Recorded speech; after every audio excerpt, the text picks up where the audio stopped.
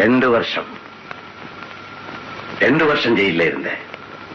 இன்னைக்குதான் ரிலீஸ் ஆனேன். நேரா உன்னைத்தான் பார்க்க வந்தேன். இந்த 2 வருஷத்துல தினமும் உன்னை நினைப்பேன். நீ தூக்கி போட்டது என்ன மட்டும் இல்லை, என்னுடைய கௌரவத்தை போட்ட, என் அந்தஸ்தை போட்ட, என் தொழில், என் செல்வாக்கு எல்லாத்தையும் போட்டுட்டேன்.